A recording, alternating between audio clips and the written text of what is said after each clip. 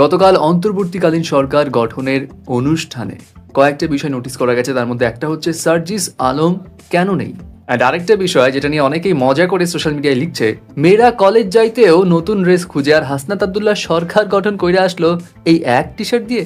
ছাত্র আন্দোলনের অন্যতম সমন্বয়ক হাসনাত আব্দুল্লাহকে যারা নোটিস করেছেন তারা নিশ্চয়ই একটা বিষয় খেয়াল করেছেন, তাকে যখনই দেখা যায় তখনই তিনি এই সেম এক টি শার্ট পরেই থাকেন। ইনফ্যাক্ট গতকাল অন্তর্বর্তীকালীন সরকার গঠনের অনুষ্ঠানেও তাকে এই সেম টি শার্ট পরতে দেখা যায়, যেটা নিয়ে অনেকের মনে কৌতূহলও জন্মেছে। আবার অনেকে সোশ্যাল মিডিয়াতে টুকটাক মজাও নিচ্ছে। কিন্তু আপনি যখন জানবেন এই এক জামা পরে থাকার কারণটা আসলেই কি, তখন এই লোকটার প্রতি আপনার সম্মান অনেকখানি বেড়ে যাবে। হাসনাত আব্দুল্লাহর বাসা কুমিল্লায়, তিনি ঢাকা ইউনিভার্সিটির ইংরেজি বিভাগের শিক্ষার্থী এবং গতকাল হাসনাত আব্দুল্লাহ গণমাধ্যমের মুখেও এই সেম প্রশ্নের মুখোমুখি হন, কেন তিনি সবসময় একই ড্রেস পরে থাকেন। এবং তখন তিনি জানান তার বাসা আসলে রাজধানীর বনশ্রী এলাকায় এবং যখন তিনি তার বাসা বনশ্রী থেকে আন্দোলনে মাঠে নামেন তখন তিনি এই জামা পরেই ছিলেন এবং ওই সময় ছাত্রলীগের নিপীড়নের শিকার হন তিনি। পাশাপাশি বিভিন্ন পর্যায়ে বিভিন্ন প্রক্রিয়ায় আইন শৃঙ্খলা বাহিনী তাকে তুলে নিয়ে যায় এবং এরপর তিনি এক প্রকার জিদ ও ঘৃণা থেকে মনে মনে শপথ করেন যে যতক্ষণ না পর্যন্ত স্বৈরাচার সরকারের পতন না ঘটবে ততক্ষণ পর্যন্ত তিনি এই টি শার্ট খুলবেন না এবং এই টি শার্ট তার কাছে স্বৈরাচারের সিম্বল। যাই হোক, এখন তো পতন হলো, সম্মতিক্রমের নতুন সরকারও গঠন হলো। আই হোপ এখন সেই জামাটা হয়তো বদলাবে। আচ্ছা, অন্তর্বর্তীকালীন সরকারের অনুষ্ঠানে আরেকটা বিষয় নেটিজনরা নোটিস করেছে, সেটা কি? সেটা হচ্ছে রাষ্ট্রপতির মুখে কেন হাসি নাই। যাই হোক, হাসি নাই সেটা আলাদা হিসাব। এখন বিষয় হচ্ছে সে অন্তর্বর্তীকালীন সরকারের উপদেষ্টা হিসেবে শপথ নিয়েছেন বৈষম্য বিরোধী ছাত্র আন্দোলনের সমন্বয়ক নাহিদ ইসলাম ও আসিফ মাহমুদ এবং অনেকে এক্সপেক্ট করেছিল হয়তো সার্জিস আলম থাকবে এখানে উপদেষ্টা হিসেবে, কেন তিনি নাই?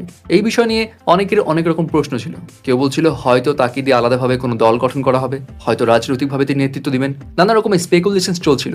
যদিও রাত 1:30টার দিকে সার্জিস আলম তার সোশ্যাল মিডিয়া হ্যান্ডেলসে একটা পোস্ট দেন যেখানে তিনি লিখেন, প্রথমেই নাহিদ এবং আসিফকে অভিনন্দন। এটা যেমন তাদের জীবন গুরুত্বপূর্ণ একটি অর্জন, তেমনি দেশের মানুষের স্বার্থে আত্মত্যাগও বটে।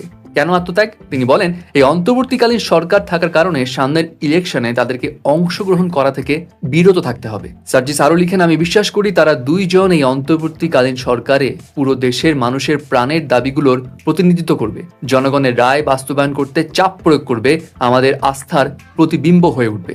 সার্জিস আরো উল্লেখ করেন, 2024 সালের এই অভ্যুত্থানে অন্যতম বড় অর্জন, বাংলাদেশের মানুষ তরুণ প্রজন্মকে নেতৃত্বে দেখতে চায়, দেশ গঠনের সামনে সারিতে প্রত্যাশা করে। এই তরুণদের মধ্যে কেউ অন্তর্বর্তীকালীন সরকার থাকবে, কেউ রাজপথে থাকবে, কেউ শিক্ষা প্রতিষ্ঠানগুলোর নেতৃত্বে এসে নতুন করে ক্যাম্পাসগুলোকে ঢেলে সাজাবে, আবার কেউ হয়তো সংসদে দেশের মানুষের প্রতিনিধিত্ব করবে। এবং সার্জিস আলম শেষে একটা কথা লিখেন, সেই কথার ভিত্তিতে অনেকেই মনে করছে ক্যাম্পাসে হয়তো ছাত্র সংসদ অথবা জাতীয় সংসদ নির্বাচনের ইঙ্গিত দিয়ে তিনি লিখেছেন, দেশের মানুষ যদি চায় নিশ্চয়ই ভবিষ্যতে কোনো একটি ক্ষেত্রে দেখা যাবে ইনশাল্লাহ। যদি সার্জিস আলম নেতৃত্বেও এগিয়ে আসে ভিন্নভাবে, সেটাতেও জনগণ সমর্থন থাকবে। এবং এখানে একটা বিষয় কিন্তু খুব সুন্দরভাবে বোঝা যাচ্ছে, এখানে কোনো প্রতিহিংসা নেই, কে আগালো, কে কি করলো, কে কোন পদ পেল, বরঞ্চ তাদের মধ্যে এত সুন্দর একটা সমন্বয় রয়েছে এবং তারা প্রত্যেকে এক টার্গেটে বিশ্বাসী, দেশকে কিভাবে উন্নতির দিকে এগিয়ে নিয়ে যায়। এবং এটাই আসলে তরুণ প্রজন্মের শক্তি, তরুণ প্রজন্মের এক নতুন চিন্তাধারা।